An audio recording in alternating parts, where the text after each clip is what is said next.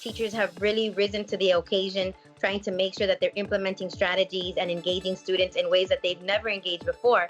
We've done our best, but we also have to be very real with ourselves and understanding that this virtual learning, it is going to create more of a slide for our students. After months of distance learning due to the coronavirus, South Florida teachers are preparing for a new challenge as even more students are expected to fall victim to lost learning or summer slide. We look at how the move to online learning has affected students and the plans to help those who need it get back on track. That and more. Stay with us as we dive into your South Florida.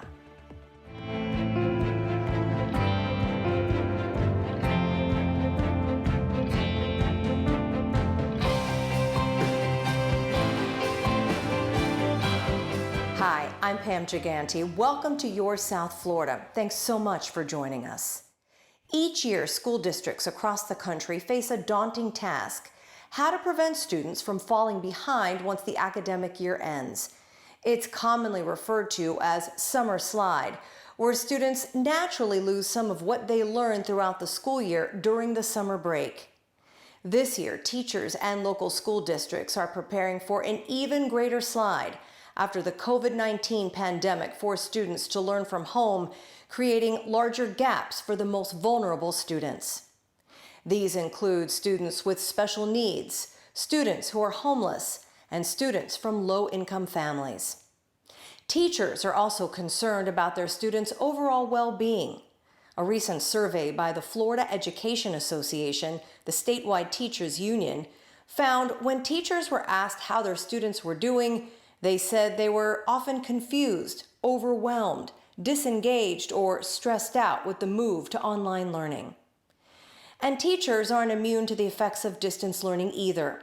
While nearly 44% of teachers surveyed said they're hopeful, roughly 57% are stressed and 41% feel overwhelmed. Earlier, I spoke with Karla Hernández-Mats, president of United Teachers of Dade, to learn how the district's teachers and students have been coping with online learning and what reopening schools could look like the next academic year. Karla, thank you so much for joining us. Let's talk about this summer slide, this lost learning that normally happens when kids enter the summer months. Now we've been dealing with this pandemic. Kids have had to go to this online learning in March and have already kind of started that slide. I'm sure the teachers are so concerned about this issue. Talk to us about what they are telling you and how teachers are really kind of preparing for helping kids with this lost learning. I think that this year it's going to be much different.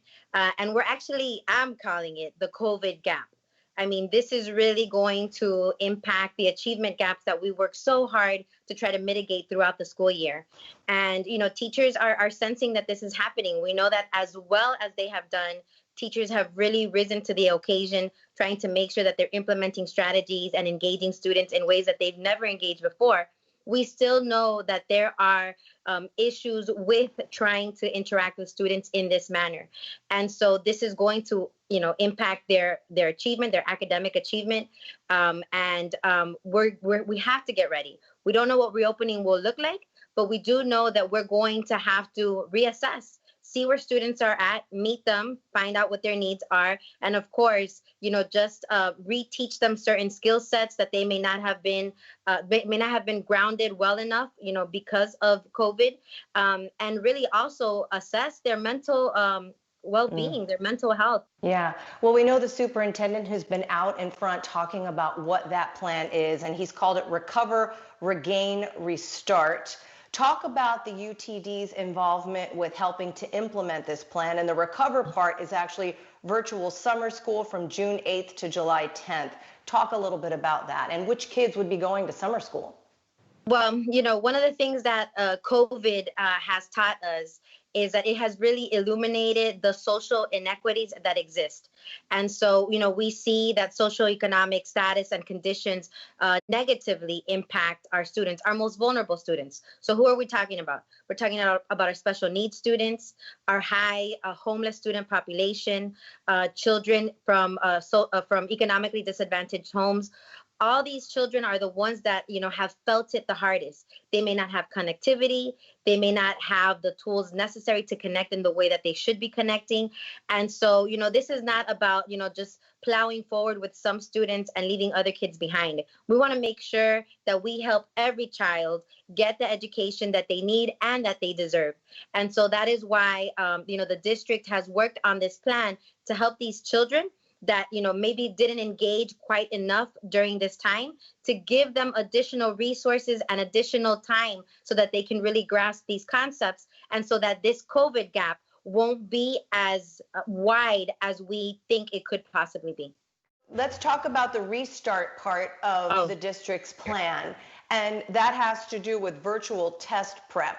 Talk about that. Is that for FSA, or what is that for exactly? The governor waived testing requirements for students that are graduating. And, that's the right thing.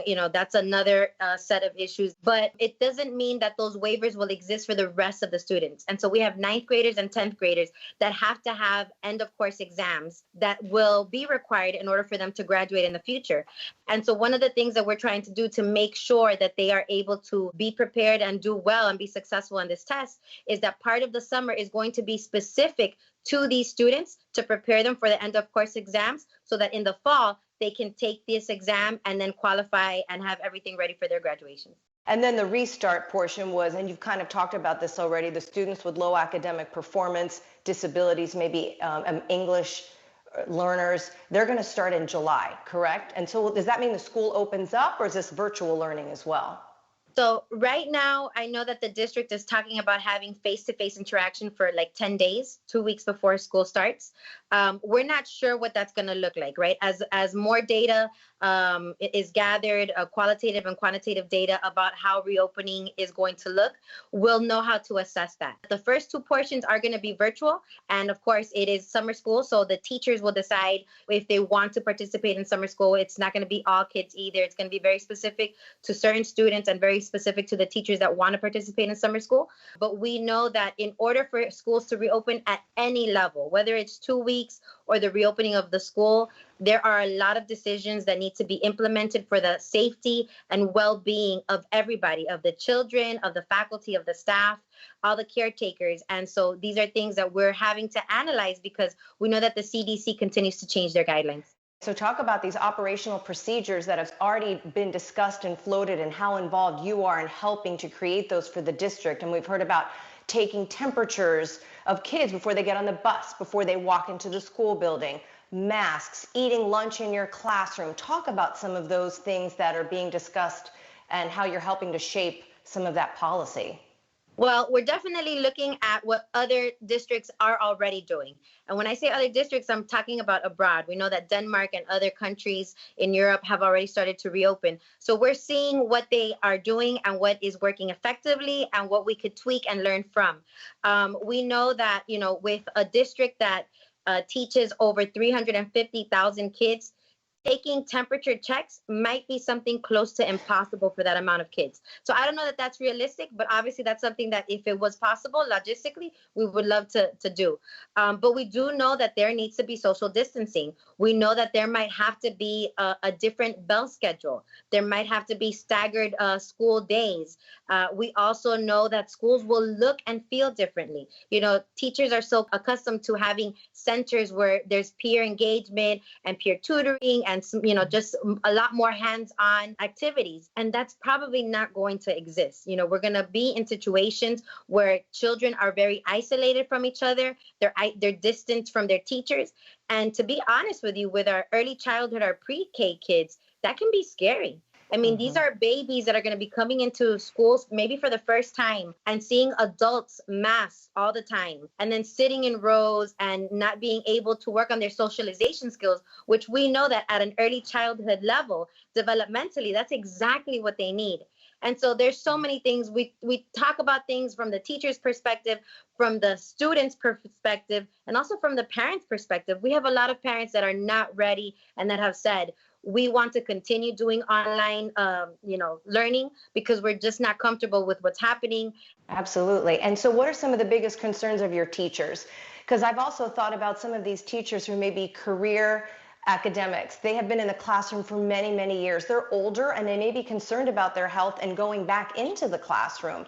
So what are you hearing from them? And are some even considering perhaps retiring early because they're just too concerned or afraid to go back into the classroom? I mean, we have teachers that are just overloaded with work, trying to email and communicate with parents individually, working with students to, be able to use platforms. It's something that's really stressful and hard on them. And some of our teachers are not just teaching, but they have their own school age kids that then they have to get on platforms with them to make sure they're staying relevant and up to date with their classwork.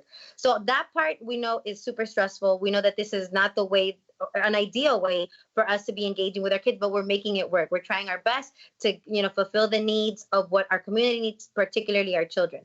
But we are concerned also with, pre-existing deficiencies that people may have, or respiratory conditions that they may have. And so, there might be a possibility. We're hoping that the district will also consider this. If there are parents that want their kids to continue learning online, that there will also be possibilities for employees who do not feel comfortable coming into work and have these medical conditions to also continue to teach online so that they can help with that set of students while there is a smaller class size and more direct interaction with other students. And then those teachers that are healthy enough, they can be the ones that are interacting and instructing kids in that way. Karla, thank you so much. We really appreciate your time and your wisdom today to our community. So thank you so much. Thank you. You can watch our extended interview with Karla on our Facebook page at Your South FL. Well, over the last 3 years, the Broward Reads Coalition, a collaborative campaign between Broward County Public Schools and community partners, has worked to get Broward students reading at grade level. Now they've really stepped up their efforts as more students are expected to fall behind due to distance learning. The coalition's co-chair, Arenberg Seltzer, shares how there are plans to get those students back on track. Arenberg Seltzer is the president and CEO of the Children's Services Council of Broward County.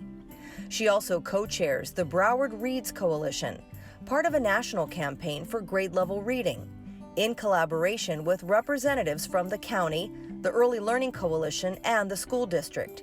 It focuses on 4 pillars to address the needs of students, including summer slide, attendance, improving the quality of early care and education, and family engagement. In Broward, we've taken the extra step of creating something called Broward Reads in Your City, which has allowed cities to make a commitment to participate in each of those 4 pillars. And it's not just signing a proclamation. It is actually making a commitment to do something to address each of those areas. And I'm happy to say that Broward cities have jumped on that and have made extraordinary commitments to their children to make sure that they can read on grade level by 3rd grade. Prior to the formation of the Broward Reads Coalition, the Broward School District found that only 55% of students were reading at grade level by 3rd grade. Now, this number has steadily risen to 60%. While that may seem like a small increase, it puts us at the top of the pack for the state. And we are not resting on our laurels. We are going to make sure that all of Broward's children can read on grade level by 3rd grade. And why 3rd grade, you may ask? Because what the research has shown is that up until 3rd grade, children are learning how to read. After 3rd grade, they need those skills because then they are reading to learn. And we want to make sure that those children, all of them, have that ability to keep advancing their education and be able to read to learn.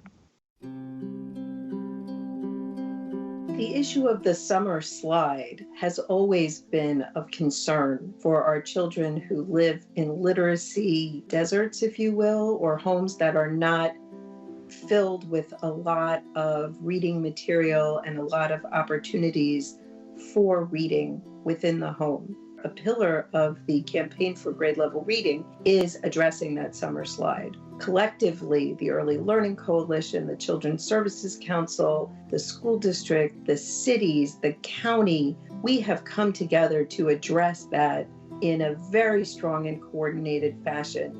You'll see a lot of challenges out there, primarily promoted by the libraries. So a lot of competitions using the Beanstalk app so that you can log in how much reading your child is doing. You can check out books. The Children's Services Council and the school district and the United Way, we've distributed a lot of books over the summer. And all of our after-school programs that operate during the summer have a strong literacy component.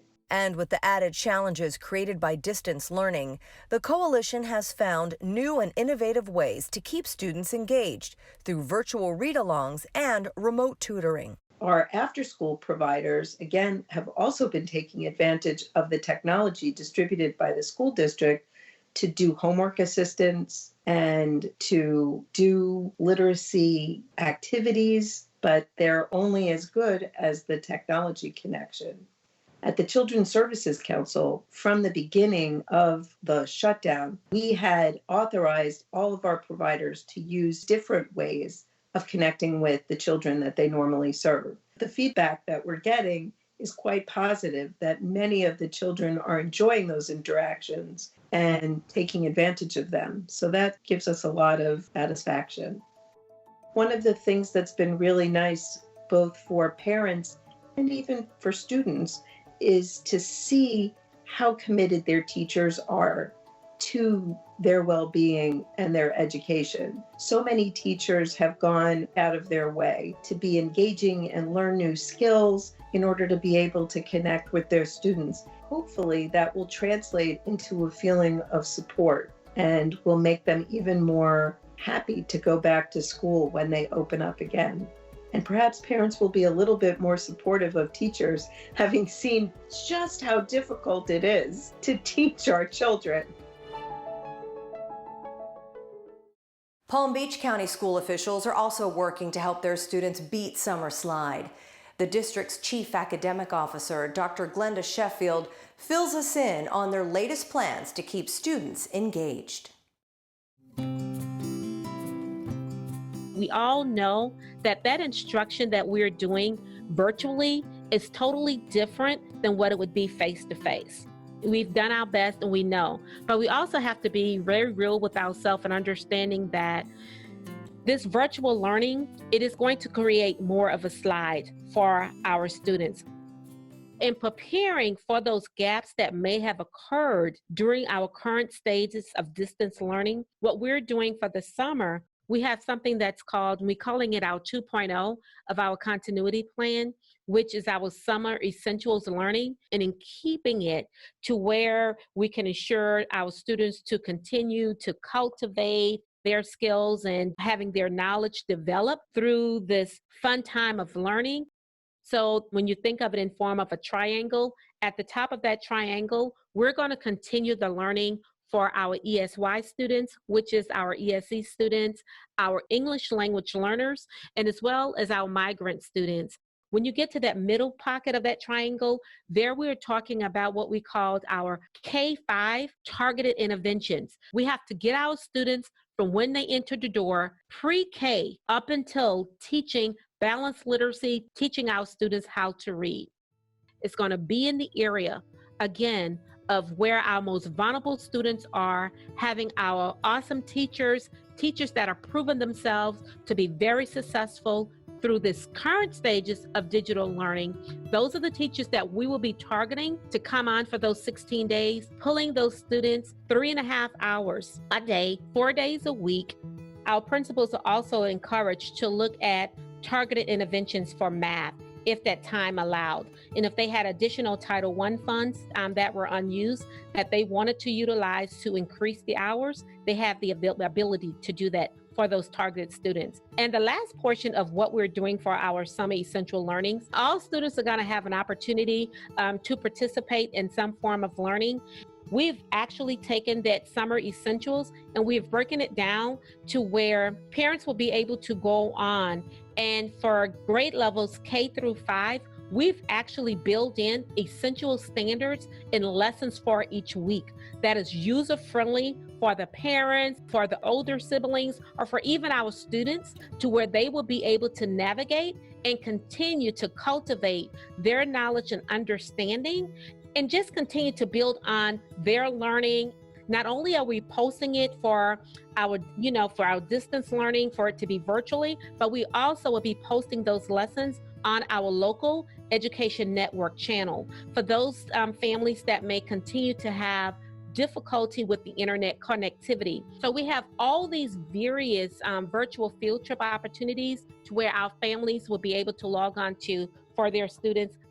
We've visited the Google Classrooms to where we can continue to provide support and feedback to our teachers, and continue with those parent conferences that will help us make the shifts, make the changes as they needed to be made during that time. And it's not perfect. We are definitely learning, and that's why we wanted to continue this distance learning virtually over the summer to where we can continue to get better and prepare for the fall, because we know the fall is going to look different as well. We're talking about, what if it that we have to do the hybrid or the blended learning, or continue with distance learning for those families that are not ready to come back to school, or those teachers that are not comfortable coming back in the building. So what about using all the experiences that we're dealing with now to just get this right and to continue to get better during this virtual platform?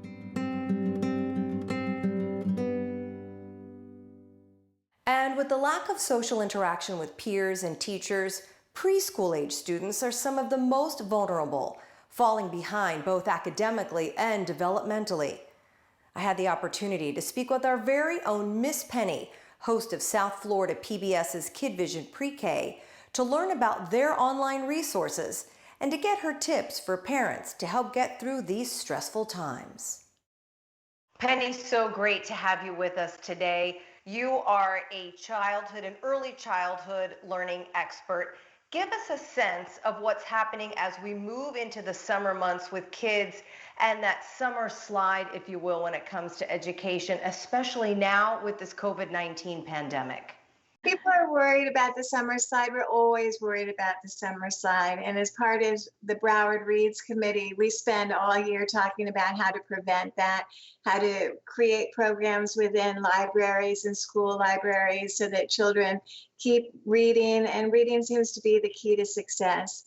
So now parents are struggling. They're working at home or they're not working at home, and children are expected to go on a computer and be taught basically by themselves. I think what's going to really happen is that teachers are going to start at the beginning. Kids are going to walk in the classroom. Teachers are going to evaluate what they have, and they're going to take it from there. Just meet children where they're at, because everybody's in a different situation. We have children that they're easy to have a computer. They have all the resources they need at their fingertips. And then you have children that don't have computers and don't have information at their fingertips, and maybe their parents aren't working. And so there's a lot of chaos. There's a lot of uncertainty in the house, and it's going to affect them academically. So for parents who do have access to the internet right now, talk about what they can do with KidVision, because it is just such a wealth of resources and knowledge, not only for preschool teachers, but now with parents being at home, for those parents as well. So kind of walk moms and dads through what they can do and how they can use KidVision. KidVision is great. I've been working on it for 11 years. And when I started it, we were KidVision's virtual field trips. They were basically created for teachers in the classroom to show children a field trip, because they don't have the money, most preschools particularly, to take children on field trips. And that way they would open the doors of the classroom and be able to see the real world. And from that field trip, I give lesson plans and vocabulary words and take-home pages. So there's a lot of support material that goes along with each field trip. They're totally free. It's at kidvisionprek.org. And all the materials are there in English and in Spanish. So we have 105 field trips online right now. So children can go anywhere. They can go to the zoo, they can go to the beach, just virtually, and then take the lesson plans and take it further than that. We're also on YouTube and it's free. So for teachers that don't want to go, or parents that don't want to get all the way into lesson plans and all that and just want kids to enjoy the video and have a good conversation afterwards, it's there for them. And they're all based on standards and the things children need to learn before they start school. We did a field trip to kindergarten. I interviewed a lot of kindergarten teachers, and the 4 things they thought that kids needed to know was how to behave in a group, how to be self-sufficient so that they went to the bathroom by themselves, they served their lunch by themselves, they cleaned up, they did their work by themselves, how to make friends, and how to just live in the classroom. So here we have a perfect opportunity to teach children how to be competent individuals.